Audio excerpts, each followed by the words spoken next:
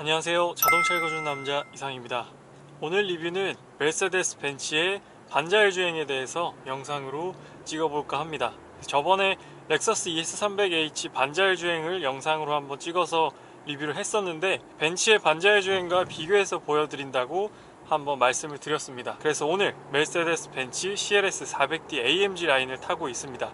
그래서 현재 벤츠의 반자율 주행이 적용된 차량은 CLS와 S클래스 밖에 없기 때문에 현재 CLS로 리뷰를 하고 있어요. 그래서 CLS 같은 경우에는 기본적으로 반자율 주행이 적용되어 있는 모델이고요. 그래서 조금 뚫려 있는 고속 주행보다는 오늘은 막혀 있는 도심 주행의 반자율 주행 위주로 한번 실험을 해볼까 합니다. 반자율 주행을 사용하기 위해서는 반드시 벤츠 같은 경우에는 이쪽 왼쪽에 있는 핸들 조향 어시스트와 차선 유지 어시스트를 모두 다 켜줘야만 반자율 주행을 쓸 수가 있어요. 그렇지 않으면 아무리 이제 사용하더라도 반자율 주행을 사용할 수가 없어요. 그렇기 때문에 이 두 가지 기능이 켜져 있는지 항상 확인을 하고 나서 반자율 주행을 사용을 하셔야 됩니다.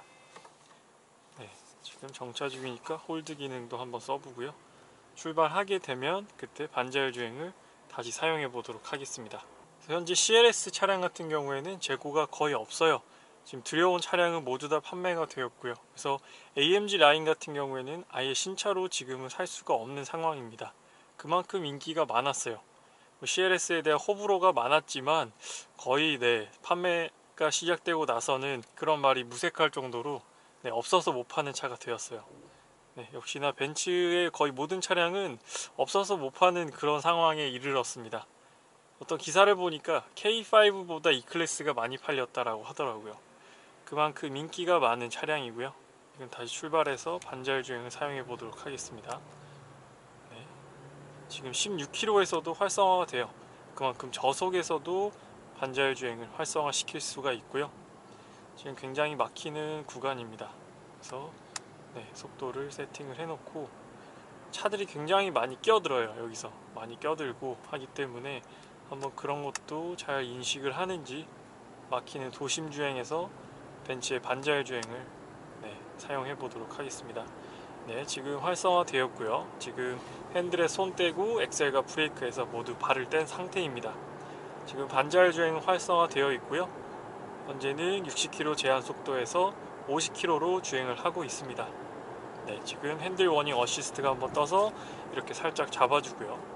30초가 지나면 핸들을 잡으라는 워닝이 떠요. 그럴 때 살짝만 잡아주면 됩니다. 지금 앞에 하얀색 카니발 차량이 있고요. 지금 차간 거리는 4단계로 조절할 수 있는데 지금 도심이기 때문에 2단계로 조작을 해놓고 주행해 보도록 하겠습니다. 차량 거리는 2단계로 세팅을 했고요. 앞에 카니발이 속도를 줄이니까 아주 자연스럽게 정말 부드럽게 정지를 했어요. 다시 한번 핸들 잡아주고 렉서스보다는 훨씬 더 부드럽고 그리고 차선의 중앙을 유지하는 능력이 훨씬 더 뛰어난 편입니다. 렉서스는 약간 주로 오른쪽으로 많이 치우쳤어요. 오른쪽으로 많이 치우쳤는데 지금 카니발이 지금 차선을 바꾸니까 차선을 알아서 바꿨어요.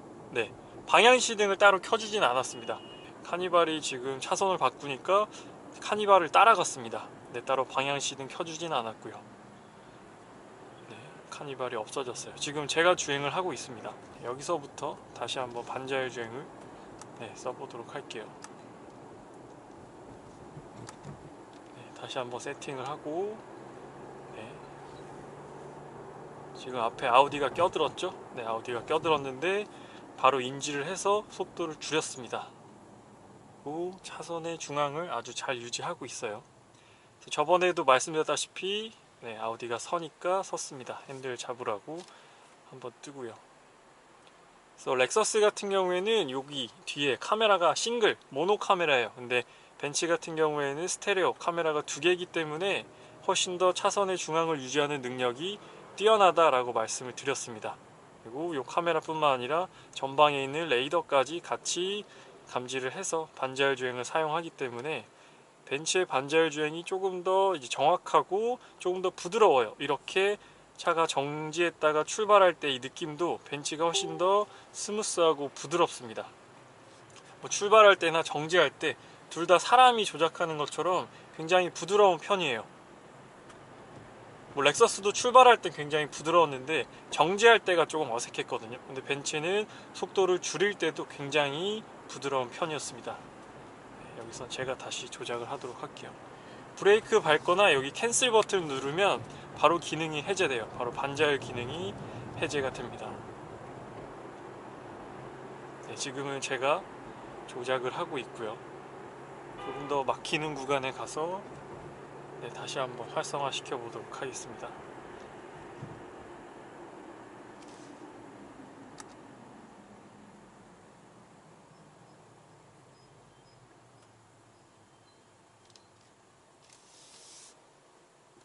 네, 출발하면서 다시 한번 반자율 주행을 활성화 해 보도록 하겠습니다. 네, 앞에는 은색 아우디 A6 차량이 있고요. 이제 CLS는 저 은색 아우디 차량을 따라가면서 반자율 주행을 보여줄 겁니다. 네, 지금 요 정도 코너는 반자율 주행으로 돌아 나가고 있는데 살짝 불안합니다. 네, 살짝 제가 개입을 했어요. 네, 요 정도 코너는 네, 조금 더 제가 이번에도 개입을 했습니다. 조금 선회가 조금 깊을 경우에는 아무래도 아직까지는 약간 불안한 느낌이 있어요. 네, 다시 제가 조작을 하도록 하고요. 네, 지금 사각지대에 있는 차량을 감지를 해서 이렇게 청각적으로 소리가 나요. 렉서스는 소리가 나진 않는데 벤츠 같은 경우에는 이렇게 청각적으로 소리까지 나기 때문에 조금 더 운전자가 안전하게 주행은 할 수 있습니다. 첫 번째는 빨간색으로 그냥 시각적으로 알려주고, 두 번째는 이렇게 청각적으로 알려주기 때문에 조금 더 이제 위험을 인지하는 데 있어서 조금 더 용이한 편이에요. 네, 지금도 사각지대 차량 감지를 했고요. 다시 한번 반자율 주행을 켜보도록 하겠습니다. 네, 지금 차가 굉장히 막혀요. 굉장히 막히는 데서 어떤 반응을 보여주는지 반자율 주행을 써보도록 하겠습니다. 그리고 차들이 굉장히 끼어들고 있죠, 지금. 네.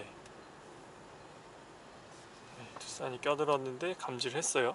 네, 굉장히 좀 가까이 껴들었는데 감지를 잘 했습니다. 네, 제가 브레이크 밟지 않았어요. 네. 네, 지금 반자율 주행을 쓰고 있습니다. 핸들 한번 잡아줬고요. 이제는 차선과 앞에 있는 투싼을 인지를 해서 반자율 주행을 사용하고 있어요. 지금은 차간거리를 1단계로 한번 좁혀보도록 하겠습니다. 네, 아까보다 확실히 차간거리가 좁아졌어요. 그런데도 막 갑작스럽게 급브레이크의 느낌이 아니라 굉장히 좀 부드럽게 차간거리가 1단계임에도 불구하고 부드럽게 정지를 합니다. 네, 또 출발도 부드럽고요. 지금은 최대 속도를 50km로 세팅을 해놨어요. 그래서 50km까지는 알아서 속도를 내고 50km 이상은 속도를 내지 않게끔 세팅을 해놨습니다. 네, 지금 계속 굉장히 막히는 길인데 반자율 주행을 사용하면서 주행을 하고 있습니다.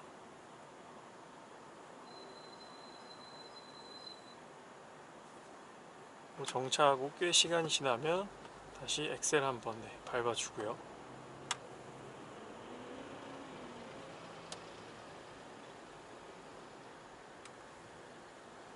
네, 지금도 안전하게 정차를 했습니다. 그리고 렉서스와 마찬가지로 정차하고 일정 시간 지나면 출발을 하지 않아요. 그래서 여기 있는 재시작 버튼 다시 한번 눌러주시면 다시 출발을 하게 됩니다. 네, 지금 앞에 오른쪽에 까만색 산타페가 굉장히 가깝게 끼는데 이걸 인지할지 한번 지켜볼게요. 네, 인지를 못합니다. 네, 그래서 제가 브레이크를 잡았어요. 네, 혹시 모르니까 제가 브레이크를 잡았습니다. 굉장히 가깝게 껴들었어요. 네, 정말 좀 무리하게 껴들었는데 그것까지는 인지를 못합니다. 사실 이렇게 끼면 안 되잖아요. 이렇게 끼면 안 되기 때문에 그것까지는 아직 인지를 못하는 것 같습니다. 네, 정차하면 시동까지 아예 꺼졌습니다. 그리고 일정 시간 지났기 때문에 이럴 때는 한번 재시작 버튼을 눌러줘야 돼요. 네, 현재 차간거리 1단계로 유지를 하고 있고요. 1단계로 했을 때는 굉장히 좀 가까이 붙어요. 네, 지금 거리를 봤을 때 한 1m? 1m 정도 되는 거리 안에 쓰는 것 같습니다. 앞차와의 차간 거리를 봤을 때. 네, 다시 한번 네, 재시작 버튼 눌러주고요. 이렇게 되면 엑셀을 밟지 않아도 돼요. 그냥 버튼으로 바로 조작할 수가 있고, 방금 앞차가 급정거했는데 CLS도 바로 따라서 급정거를 했습니다. 근데 이렇게 콱 밟는 게 아니라 굉장히 부드럽게 급정거를 했어요. 확실히 출발하고 정지하고 차선의 중앙을 유지하는 반자율 주행의 능력은 렉서스 ES보다는 조금 더 나은 것 같습니다. 네, 지금도 네, 잘 정지를 했고요. 차간 거리를 2단계로 늘려보도록 하겠습니다. 1단계 하니까 뭐 잘 쓰지만 약간 심리적으로 약간 불안한 느낌은 있어요. 그래서 지금 차간 거리를 2단계로 바꿨습니다. 그래서 벤츠의 특징은 이렇게 굉장한 저속에서도 사용할 수 있다는 게 가장 큰 특징인 것 같아요. 저속에서 안 되는 브랜드가 있어요. 현대 같은 경우에 제가 알기로 60km 이상에서만 사용 가능한 걸로 알고 있는데 확실하진 않습니다. 네, 제가 그때 사용해 본 계기로는 저속에서는 반자율 주행 세팅이 안 됐던 걸로 기억을 해요. G70의 반자율 주행을 사용해 보려고 했는데 네, 저속에서는 세팅이 안 되더라고요.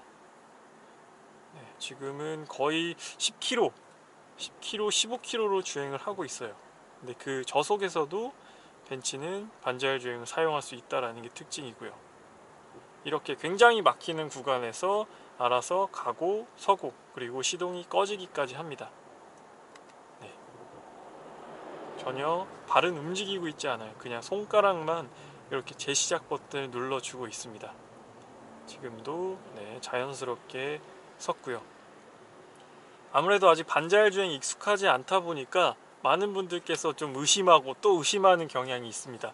이걸 믿어도 되나? 과연 안전할까? 그런 의심을 많이 하시는데, 이렇게 한번 써보시고 자주 써보시면서 반자율 주행에 대한 신뢰가 쌓이게 되면은 굉장히 편한 기능이에요. 정말로 퇴근길이나 그런 설명절에 그런 정말 막힐 때 있잖아요. 그럴 때 쓰면 정말로 이 차 사길 잘했다, 이 기능이 있는 차를 사길 잘했다라고 느끼시게 될 겁니다. 특히나 이렇게 퇴근길에 막히면은 정말 좀 더 피곤하잖아요. 퇴근했을 때도 피곤한데 더 피곤하게 되는데, 지금 한번 다시 3단계로 바꿔볼게요. 사실 이렇게 막히는 구간에서 이렇게 단계는 크게 큰 의미가 없어요. 고속 주행할 때 조금 더 1단계, 2단계, 3단계로 할수록 거리 유지가 길어지기 마련인데, 이렇게 막힐 때는 어느 정도 거리만 유지하기 때문에 크게 1, 2, 3단계가 차이는 없긴 합니다. 네, 지금 산타페가 없어졌어요. 네, 그래서 다음은 저 하얀색 투싼을 이제 인지하고 얘가 정지를 할 거예요. 지금은 차간거리 3단계로 늘렸고요. 아까보단 조금 여유를 두고 가는 느낌이에요. 아까 저 까만색 산타페가 있을 때는 2단계였고요. 지금은 3단계로 바꿨습니다. 그래서 조금 더 여유 있게 거리를 뛰고 정지를 했고, 지금도 정지를 했습니다. 그리고 정지했다가 몇 초 안 돼서 다시 출발하니까 다시 따라가요. 네, 다시 따라가고요. 그렇죠? 이렇게 가다서다 반복하면 차가 알아서 가다서다도 반복을 합니다. 네, 일정 시간이 지나면 이렇게 세팅이 잠시 꺼지기 때문에 그때는 재시작 버튼을 이렇게 눌러줘야만 차가 출발을 하게 되어 있어요. 그래서 이런 부분도 알고 계셔야 조금 더 안전하고 정확하게 반자율 주행을 쓰실 수가 있습니다. 네, 지금 굉장히 막히는데 저는 발을 한 번도 안 썼어요. 네, 굉장히 편하죠. 그냥 발을 안 쓰고 이렇게 손으로만 조작을 계속 하고 있습니다. 가끔 핸들 잡으라고 경고가 뜨면 이렇게 핸들 한번 잡아주고요. 그래서 굉장히 편하죠. 네, 양손이 자유롭고 양발도 자유롭기 때문에 상대적으로 피로도 덜하고 삶의 질이 조금 더 높아지는 그런 옵션이라고 보시면 돼요. 현재 BMW는 5 시리즈, 7 시리즈, 새로 나올 3 시리즈에도 적용될 예정이라고 합니다. 아우디에도 이번에 나오는 A6는 잘 모르겠어요. A7이나 A8에는 적용되어 나올 예정이겠죠. 그리고 벤츠는 현재 CLS와 S클래스에만 적용이 되어 있습니다. 렉서스는 ES와 LS, 이렇게 볼보는 거의 전 차종에 다 적용이 되어 있습니다. XC40도 반자율 주행이 적용이 되어 있고요. 그래서 현대자동차도 아반떼나 투싼이나 네, 그런 차량들도 옵션을 통해서 다 적용할 수가 있게 되어 있어요. 그래서 반자율 주행이 점점 더 보편화되는 그런 추세입니다. 그래서 그만큼 미리미리 사용을 하시면서 자율주행으로 넘어가기 전에 그 단계이기 때문에 자율주행 차를 타기 전 단계라고 보시고 한 번씩 적응해 보시는 것도 나쁘지 않을 것 같아요. 그래서 지금도 브레이크를 전혀 쓰고 있지는 않습니다. 네, 앞차가 좀 속도를 내니까 같이 속도를 좀 내고요. 속도를 줄이면 네, 같이 속도를 줄입니다. 확실히 2단계보다는 3단계가 조금 더 여유 있는 그런 거리에서 속도를 줄이고 앞으로 다가갑니다. 네, 알아서 또 출발도 아주 잘하네요. 정말 똑똑한 기능이에요. 네, 정말 자동차가 이 정도 기능까지 왔습니다. 네, 이렇게 손과 발을 조작하지 않아도, 물론 완전 자율주행은 아니지만 이렇게까지만 하더라도 정말로 좋은 기능인 것 같아요. 뭐 5년 안에는 정말로 그냥 아예 손과 발을 놓고 뭐 책을 보거나 뭐 영화를 보면서 리뷰를 하는 그런 날이 올 수도 있겠죠. 그래서 오늘 벤츠 반자율 주행을 지금 사용하면서 리뷰를 하고 있는데, 뭐 렉서스 ES는 적용되어 있지만 E 클래스에는 일단 적용이 안 돼 있어요. 뭐 옵션으로 넣으실 수 있지만 기본 적용은 안 돼 있기 때문에 현재 CLS 400D 모델과 비교를 하고 있는데, 뭐 차량을 비교하는 건 아니고요. 그래서 뭐 CLS랑 비교를 하냐라고 하시면 안 되고, 현재 반자율 주행, 오늘의 비교 대상은 반자율 주행이기 때문에 반자율 주행만 초점을 놓고 보셔야 됩니다. 그래서 벤츠의 반자율 주행과 렉서스의 반자율 주행은 이런 차이가 있다라는 걸 오늘 말씀을 드리기 위해서 이렇게 영상을 찍었고요. 그래서 벤츠의 반자율 주행이 조금 더 차선의 중앙을 유지하는 능력과, 그리고 출발할 때 조금 더 부드럽게 출발하고 정지도 부드럽게 출발을 한다. 그래서 저번에 렉서스 반자율 주행은 85점인가 제가 줬던 기억인데요. 벤츠 같은 경우에는 거의 95점 이상 주고 싶어요. 네, 거의 지금 불편한 부분이나 좀 뭐 위험하다, 어색하다라는 부분이 크게 없었기 때문에 지금 쓰면서도 계속해서 신뢰가 가고 그렇게 믿음이 가는 그런 반자율 주행이에요. 그래서 95점, 뭐 98점까지도 주고 싶은 그런 기능입니다. 그래서 써보시면 정말 만족하실 거예요. 물론 CLS부터 기본 적용된다라는 게 조금 아쉬운 부분이지만, 네, 그거 말고 반자율 주행만 놓고 봤을 때는 벤츠는 충분히 만족할 수 있다라고 오늘 리뷰를 드리고 싶습니다. 지금까지도 전혀 엑셀과 브레이크를 제가 발로 조작하지 않았습니다. 네, 그래서 오늘 반자율 주행에 대한 비교 리뷰는 여기서 마치도록 하고요. 오늘 리뷰는 간단하게 마치도록 하겠습니다. 저는 자동차에 거주는 남자 이상이었습니다. 감사합니다.